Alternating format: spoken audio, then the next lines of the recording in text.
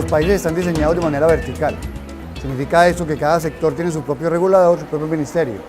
Lo que estamos viendo ahora es que las competencias de un regulador como la CRC se quedan cortas al momento de intentar regular o inclusive de regular la economía digital. Y el ejemplo es muy sencillo.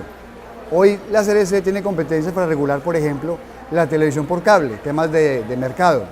Pero otras empresas del mundo digital, no voy a poner el nombre de ninguna, una empresa que preste servicios audiovisuales en el mundo digital, que posiblemente le haga presión o le implique, le haga un push a las empresas tradicionales, pues esas no están al alcance de la CRC.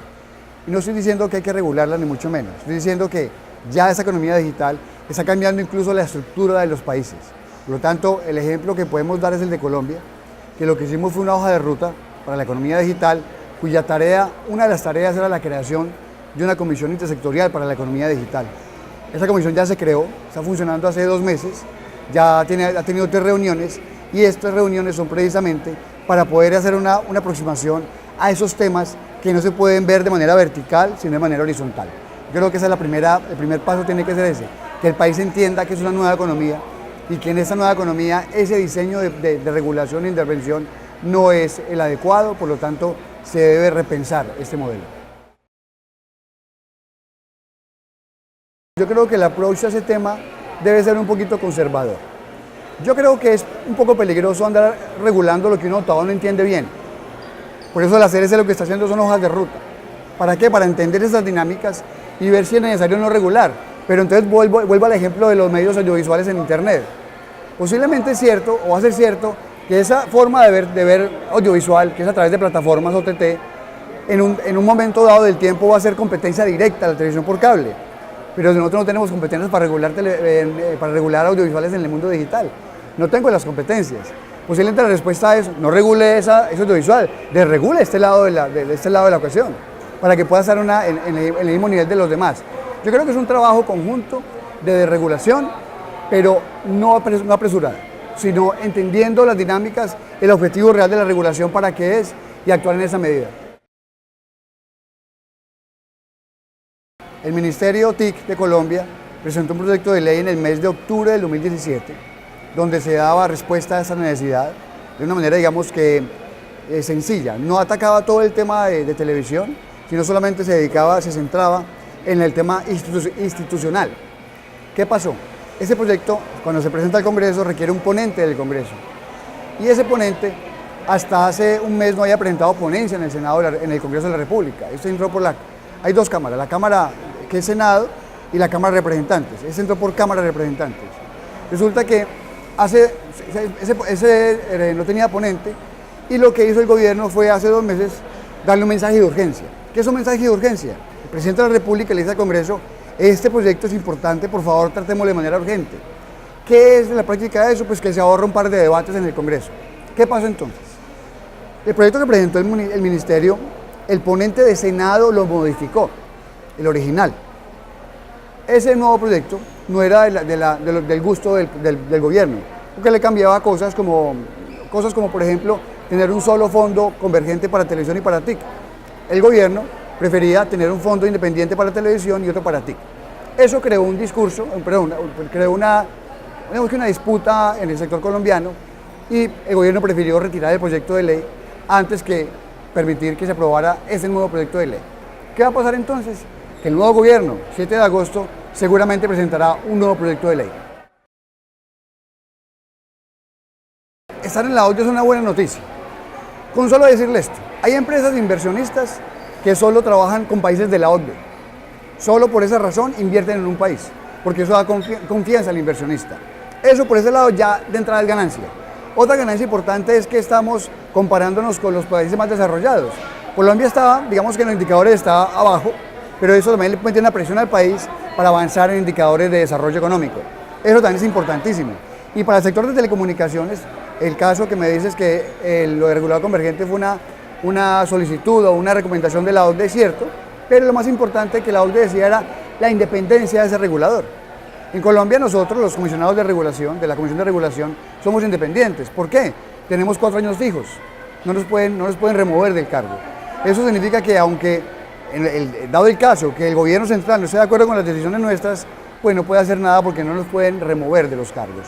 Lo que hoy sí pasa, por ejemplo, en países como Argentina, que también quieren entrar a la OCDE. Argentina hoy los nombra el presidente de la República, pero también los puede retirar el presidente de la República. Yo no voy a decir que es bueno o malo, simplemente esa condición de poderlos nombrar o quitar cuando quiere, esas son las cosas que la OCDE dice, no señor, ustedes tienen que ser independientes. Entonces lo que quería Colombia con ese tema era ser aún más independiente de lo que soy, poder tener presupuesto aparte, no estar sujeto a ningún control del gobierno, y eso es lo que se recomienda por parte de la OCDE, y creo que nosotros vamos en ese camino. Lo que pasa es que el camino es lento, y yo creo que esperamos que el segundo semestre de este año podamos llegar a ese proyecto. Primero, yo no puedo referirme mucho a ese tema porque es el Ministerio de Hacienda quien decidió el tema del laudo, pero aparte de que tenga o no razón Colombia en ese sentido, no voy a entrar a discutir el tema, es que fueron 4.5 billones de pesos, esos son 1.500 millones de dólares que los operadores tuvieron que devolverle al Estado. Seguramente esa plata habría sido mejor invertida en otra cosa, pero entonces para mí el efecto es económico, es sacarle al sector 4.500 millones de dólares que pudo haber invertido. Pero de nuevo, no voy a decir si es una cosa justa o injusta, sino simplemente me refiero que es plata que los operadores pudieron haber invertido. Nosotros hicimos una hoja de ruta de economía digital donde diseñamos 18 proyectos. Ya estamos en ello. Un ejemplo, subir la velocidad de banda ancha. Hacer que los operadores, hacerle un push para que ellos suban su oferta, para que el usuario tenga de verdad una banda ancha, que va a ser de 25 megas de bajada, 5 de subida. Eso le permite tener acceso a muchas más aplicaciones, a mucha más calidad. Segundo, la creación de la Comisión Intersectorial, que es para el diseño de política pública, también es muy importante. ¿Por qué es tan importante? Porque, de nuevo, como dije al principio, si el país entiende que la economía digital es la economía misma, no es una nueva vaina, es la misma economía llevada al mundo digital, donde tienen que estar presentes desde telecomunicaciones hasta fábricas de zapatos, todo el mundo. El enfoque es distinto. Las políticas deben ser digitales. De hecho, los candidatos a la presidencia tienen el tema claro. Cuando uno escucha a algunos de ellos, sobre todo a uno de ellos, tiene claro el tema. Sabe que el país debe avanzar hacia ese norte y quiere digitalizar inclusive la política pública. Acabamos de sacar un COMPES, que es un documento de política pública sobre Big Data, donde se recomienda cómo debe ser el manejo de los datos por parte del Estado. Datos abiertos, proteger la intimidad, proteger la privacidad, pero ser productivo con los datos. También es un mensaje claro para el sector, para Colombia, donde decimos, oiga, este mundo llegó y hay que aprovecharlo. Y creo que Colombia va en ese rumbo, y es el rumbo correcto. Exactamente refiriendo a los reclamos. Banda de 700 hay que subastarla. Es así de simple. ¿Cuándo? El tema es que los operadores aún, digamos que están un poco bajos en ingresos, es verdad, y por lo tanto la inversión depende del ingreso básicamente, y ellos quieren que el sector suba un poquito más para hacer la subasta. Yo estoy seguro que si participan, las subastas salen mañana, participan, claramente. Yo creo que hay que tener el momento justo para la subasta. ¿Debe ser pronto? Sí, pronto. No es un tema tampoco de la CRC, del ministerio, pero creemos que debe ser pronto, por un lado. Por otro lado, la Comisión de Regulación, que ese sí es mi tema, estamos haciendo cosas en ese sentido. Por ejemplo, estamos revisando todo el régimen de interconexión. Hoy aún existen cargos de acceso en Colombia, distintos en red fija que en red móvil. Uno dice, ¿hasta dónde tiene sentido que sea más costoso un minuto en la red fija que en la red móvil? No tiene mucho sentido, entonces vamos a revisar eso. Posiblemente lleguemos a concluir que ni siquiera se necesita cargo de acceso, que no es una conclusión todavía, simplemente lo pongo como una posibilidad. ¿Para qué? Para permitir, facilitar el acceso a esas redes. Estamos adelantando un proceso de simplificación normativa. ¿Qué es eso? Vamos a limpiar la regulación.